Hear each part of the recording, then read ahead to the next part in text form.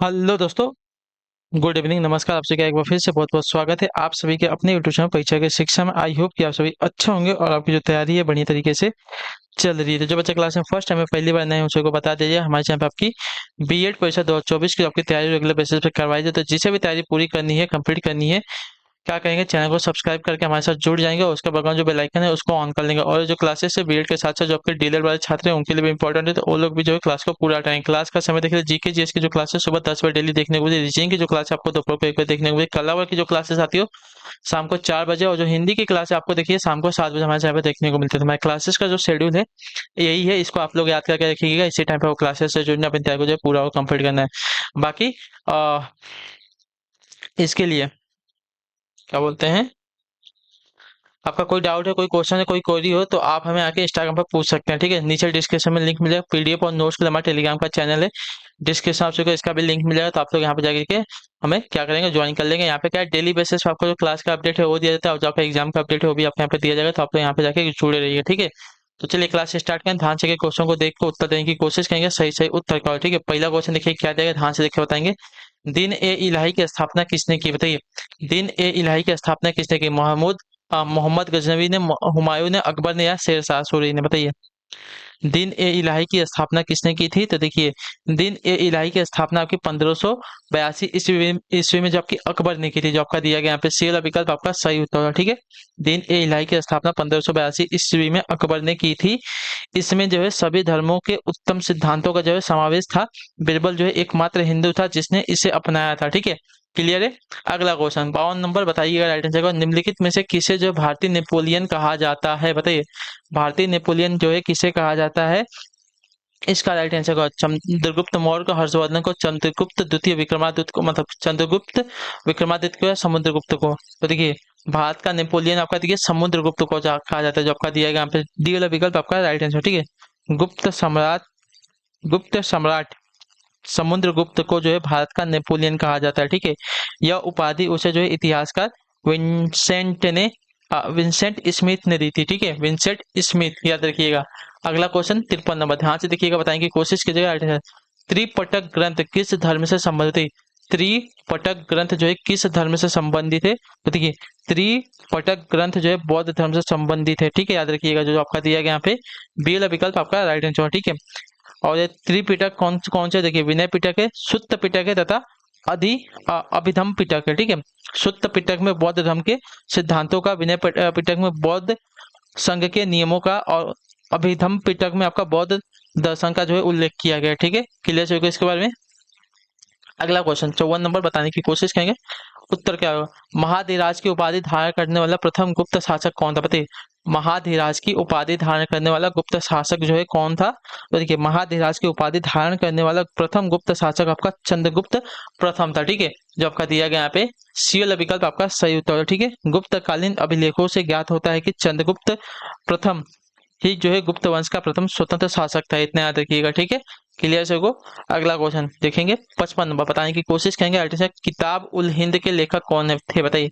किताब उल हिंद के लेखक की बात कर रहे हैं, कौन थे, तो किताब उल हिंद के लेखक की बात करें तो आपके अलबरूनी थे। ठीक है, जो आपका सी वाला विकल्प दे गया उसका सही उत्तर होगा। ठीक है, क्लियर से को। किताब उल हिंद के लेखक की बात की जाएगी तो आपके अलबरूनी थे। ठीक है, अलबरूनी वे जो है महमूद गजनवी के साथ जो है भारत आए हुए थे। ठीक है, अगला क्वेश्चन देखेंगे 56 नंबर, बताएंगे कोशिश करेंगे। पृथ्वी एवं सूर्य के मध्य अधिकतम दूरी की स्थिति को किस नाम से जो है जानते हैं, बताइए। पृथ्वी एवं सूर्य के मध्य की अधिकतम दूरी को जो है किस नाम से जो है जानते हैं, तो आपका राइट आंसर यहाँ पे हो जाएगा साथियों अपसौर के नाम से, जो आपका दिया गया यहाँ पे बी वाला विकल्प आपका राइट आंसर। पृथ्वी और सूर्य के मध्य अधिकतम दूरी जो है अपसौर यानी कि एफिलिनियन कहलाती है। ठीक है, यह स्थिति आपकी 4 जुलाई को बनती है, जबकि दोनों के बीच जो न्यूनतम दूरी को जो उपसौर कहते हैं। ठीक है, क्लियर सभी को।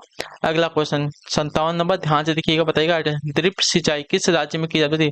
ड्रिप यानी कि जो आपकी बूंद बूंद सिंचाई हो किस राज्य में की जाती है, उत्तर प्रदेश में, मध्य प्रदेश में, महाराष्ट्र में, या राजस्थान में। तो देखिए ड्रिप सिंचाई या बूंद बूंद सिंचाई जो है राजस्थान में की जाती है। ठीक है, क्योंकि यहाँ पे पानी की कमी है, इसके वजह से जो आपका दिया गया डी वाला विकल्प आपका राइट आंसर। इस विधि से सिंचाई करने पर अत्यधिक मात्रा में जो है पानी की बचत होती है। ठीक है, क्लियर से होगा इसके बारे में, क्लियर है। अगला क्वेश्चन 58 नंबर, बताने की कोशिश करेंगे। संयुक्त निम्नलिखित पर्वत प्रकारों में से कौन जो है भ्रंशन द्वारा उत्पन्न होता है? निम्नलिखित पर्वत प्रकारों में से कौन सा जो है भ्रंशन के द्वारा उत्पन्न होता है? इसका सही उत्तर क्या हो जाएगा? जल्दी जल्दी उत्तर देंगे तो देखिए, भ्रंशन के द्वारा उत्पन्न होने वाला ना, तो देखिए आपका राइट आंसर हो जाएगा साथियों यहाँ पे कौन सा, एक मिनट रुक जाइए।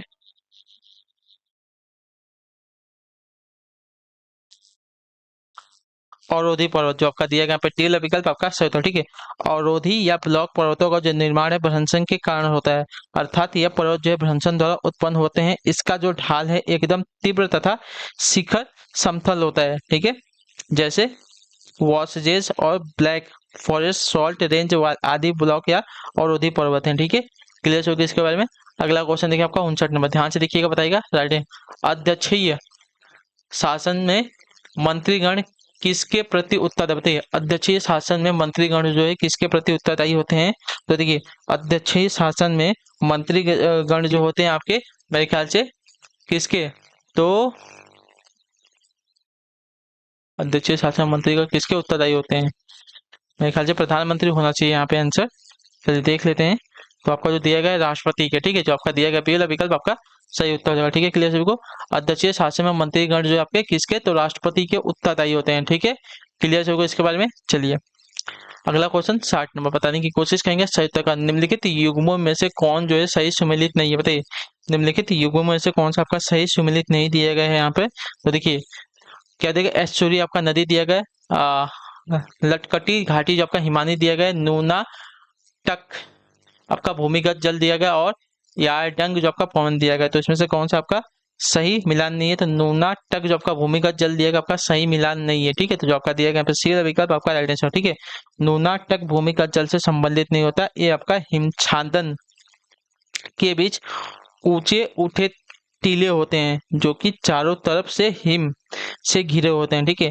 नूना तक हिम क्षेत्र की विशाल हिम राशि के बीच बिखरे हुए द्वीप के समान लगते हुए, ठीक है। क्लियर सभी को इसका?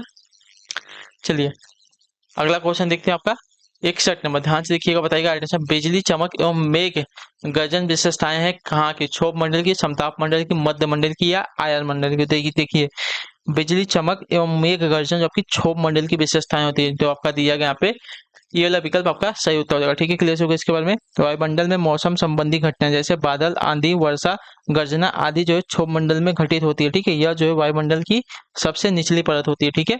अगला क्वेश्चन देखते हैं आपका 62 नंबर, ध्यान से उत्तर देने की कोशिश करेंगे। निम्नलिखित में से कौन सी जो है शीत महासागरीय धारा? बताइए, निम्नलिखित में से कौन सी आपकी शीत महासागरीय धारा हो जाएगी? तो देखिए शीत महासागरीय धारा की अगर बात की जाएगी साथियों, तो यहाँ पे जो दिया गया है कौन सा वाला, तो देखिए शीत महासागरीय धारा आपकी जो है आपकी वेंगुला धारा, ठीक है। वेंगुला धारा जो आपकी है शीत महासागरीय धारा है। तो जो आपका दिया गया सी विकल्प आपका राइट आंसर है, ठीक है। क्लियर को? एयर अटलांटिक महासागर में जो है प्रभावित होती है जब दक्षिणी अटलांटिक प्रवाह दक्षिणी अफ्रीका के पश्चिमी तट से टकराकर उसके सहारे उत्तर की ओर मुड़ जाती है, तो यह जो आपकी वेंगुला धारा के नाम से जो है जानी जाती है, ठीक है। याद रखिएगा। तो वेंगुला धारा आपकी जो है शीत महासागरीय धारा है, ठीक है। क्लियर हो गया इसके बारे में। अगला क्वेश्चन 63 नंबर, ध्यान से देख के बताएंगे आइटम। सूचना का अधिकार अधिनियम कब पारित किया गया? देखिए सूचना का अधिकार अधिनियम कब पारित किया गया था? देखिए सूचना का अधिकार अधिनियम यानी कि आरटीआई एक्ट 15 जून 2005 को जो है पारित किया गया था। 15 जून 2005 को पारित किया गया था। जो आपका दिया गया डी विकल्प आपका राइट आंसर। क्लियर को? तथा यह जो है 12 अक्टूबर 2005 से पूरे देश में जो है प्रभावी हुआ था, ठीक। क्लियर है? क्लियर है कि नहीं? पारित आपका जो है 15 जून 2005 से किया गया था और जो प्रभावी हुआ था 12 अक्टूबर 2005 से हुआ था, ठीक है। तो आपका जून 2005 जो दिया गया आपका यहाँ पे राइट आंसर होगा, ठीक है। जून 2005 ही दिया गया था ना, जून 2005, ठीक है।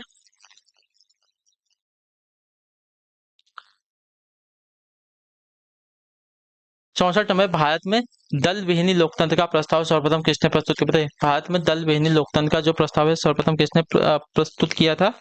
तो आपका राइट आंसर हो जाएगा साथियों, भारत में दल विहीनी लोकतंत्र का प्रस्ताव सर्वप्रथम जयप्रकाश नारायण ने जो है प्रस्तुत किया था, ठीक है। जयप्रकाश नारायण। तो जो आपका दिएगा पे ये ऑप्शन आपका पे राइट आंसर होगा, ठीक है। क्लियर हो इसके बारे में। वे जो है लोक नायक के नाम से विख्यात थे। इस प्रणाली में राजनीतिक पार्टियों की भूमिका शून्य हो जाती है, अर्थात राजनीति में कोई दल नहीं होता है। ठीक है, याद रखिएगा। तो भारत में दल विहीन लोकतंत्र का प्रस्ताव जो है जयप्रकाश नारायण द्वारा प्रस्तुत किया गया था। ठीक है, 65 नंबर, संविधान के मूल कर्तव्यों को जो है किस समिति की अनुशंसा पर जो है शामिल किया गया है। बताइए, संविधान के मूल कर्तव्यों को जो है किस समिति की अनुशंसा पर शामिल किया गया था। तो आपका राइट आंसर हो जाएगा साथियों सरदार स्वर्ण सिंह समिति की, जो आपका दिया गया यहाँ पे सी वाला विकल्प आपका राइट आंसर। भारत संविधान में मौलिक कर्तव्यों को जो है सरदार स्वर्ण सिंह समिति की अनुशंसा पर जो है 42वें संविधान संशोधन अधिनियम 1976 के द्वारा जो है सम्मिलित किया गया था। क्लियर होगा इसके बारे में। अगला क्वेश्चन 66 में बताने की कोशिश करेंगे। वित्त आयोग के गठन का प्रावधान भारतीय संविधान के किस अनुच्छेद में, बताइए वित्त आयोग के गठन का जो प्रावधान है भारतीय संविधान के किस अनुच्छेद में दिया गया है। तो देखिए आपका राइट आंसर हो जाएगा साथियों अनुच्छेद 280 में दिया गया है, जो आपका दिया गया। ये वाला विकल्प आपका सही उत्तर। ठीक है, भारतीय संविधान में वित्त आयोग के गठन का जो प्रावधान है अनुच्छेद 280 के अंतर्गत दिया गया है। प्रत्येक 5 वर्ष के अंतराल पर जो है वित्त आयोग का गठन राष्ट्रपति द्वारा किया जाता है, या जो है केंद्र व राज्य के मध्य वित्त का बंटवारा करता है। ठीक है, क्लियर होगा इसके बारे में। अगला क्वेश्चन देखें 67 नंबर, बताने की कोशिश करेंगे। संवैधानिक प्रश्नों की सुनवाई निम्न में से कितने न्यायाधीश करते हैं। संवैधानिक प्रश्नों की सुनवाई जो है निम्न में से कितने न्यायाधीश करते हैं, 5, 10, 7 या 9। तो आपका राइट आंसर हो जाएगा साथियों 5, जो आपका दिया गया ए वाला विकल्प आपका सही होता है। ठीक है, संवैधानिक प्रश्नों की सुनवाई जो है 5 न्यायाधीशों का बेंच करता है। ठीक है, या न्यायाधीशों की सबसे बड़ी बेंच होती है। ठीक है, क्लियर होगा इसके बारे में। अगला क्वेश्चन 68 नंबर उत्तर देने की कोशिश करेंगे। लोक अदालत द्वारा पहली बार मुकदमों की सुनवाई कब की गई थी, बताइए लोक अदालत द्वारा पहली बार मुकदमों की जो सुनवाई है कब की गई थी। तो इसका राइट आंसर हो जाएगा साथियों आपकी 6 अक्टूबर 1985 को, जो आपका दिया गया ये वाला विकल्प आपका राइट आंसर। ठीक है, लोक अदालत द्वारा पहली बार मुकदमों की जो सुनवाई आपकी 6 अक्टूबर 1985 को की गई थी। ठीक है, क्योंकि प्रथम लोकसभा अदालत का जो आयोजन है दिल्ली में 6 अक्टूबर 1985 को सर्वोच्च न्यायालय के तत्कालीन मुख्य न्यायाधीश PN भगवती की अध्यक्षता में हुआ था, और इसी ने यह सुनवाई की थी। ठीक है, क्लियर होगा इसके बारे में। तो लोक अदालत द्वारा पहली बार मुकदमों की सुनवाई आपकी 6 अक्टूबर 1985 को की गई थी। ठीक है, अगला क्वेश्चन 69 नंबर, संविधान सभा किसके अंतर्गत स्थापित की गई थी। साथियों बताने की कोशिश करेंगे इसका सही उत्तर क्या। संविधान सभा जो है किसके अंतर्गत स्थापित की गई थी, क्रिप्स मिशन के, कैबिनेट मिशन के, विवेचन प्लान के, या नेहरू रिपोर्ट के। तो देखिए इसका राइट आंसर आपका हो जाएगा साथियों। देखिए संविधान सभा का जो गठन है नवंबर 1946 में जो है कैबिनेट मिशन की संतुष्टियों पर आधारित जो है किया गया था। ठीक है, तो जो आपका दिया गया यहाँ पे बी वाला विकल्प आपका सही उत्तर होगा। ठीक है, इसी ने जो है भारत का संविधान बनाया था। ठीक, याद रखिएगा कैबिनेट मिशन ने। ठीक है, संविधान सभा जो है कैबिनेट मिशन के अंतर्गत स्थापित की गई थी। ठीक है, क्लियर है, इसी के आधार पर जो है आपका जो है भारतीय संविधान बनाया गया था। अगला क्वेश्चन है भारत में परमाणु शक्ति का केंद्र कौन सा, बताइए ठीक वही है चंद्रपुर है, रानीगंज है, या कलपक्कम है। तो आपका राइट आंसर यहाँ पे हो जाएगा साथियों देखिए कलपक्कम, जो डी वाला पिकअप देगा आपका सही उत्तर। ठीक है, क्लियर, दिए गए स्थानों में से परमाणु शक्ति का केंद्र आपका कलपक्कम है। ठीक है, कलपक्कम परमाणु विद्युत गृह तमिलनाडु राज्य में स्थित है। इसकी स्थापना वर्ष 1983 में की गई थी। ठीक है, अगला क्वेश्चन 71 नंबर बताने की कोशिश करेंगे। अशोक के अधिकतर अभिलेख निम्नलिखित लिपियों में से किस में लिखे गए थे, बताइए तमिल में, ओचिकी में, देवनागरी में, या ब्राह्मी। तो देखिए अशोक के अधिकतर अभिलेख जो है आपके देखिए ब्राह्मी लिपि में लिखे गए हैं, जो आपका दिया गया पे डी विकल्प आपका सही उत्तर। ठीक है, क्लियर है, उसके अभिलेखों में प्रयुक्त अन्य लिपियों में खरोष्टी, आरमाइक व ग्रीक है। ठीक है, अशोक के अभिलेखों का भाषा जो है प्राकृत है। ठीक है, क्लियर होगा इसके बारे में। 72 नंबर, कुछ आरंभिक बिंदु सॉरी कुछ आरंभिक हिंदू मंदिरों में एक हॉल होता था जहां लोग इकट्ठा हो सकते थे। इस स्थान को क्या कहा जाता था, बताइए कुछ आरंभिक हिंदू मंदिरों में एक हॉल होता था जहां लोग इकट्ठा होते थे। इस स्थान को क्या कहा जाता था। तो इस स्थान को जो आपका कहा जाता था साथियों क्या,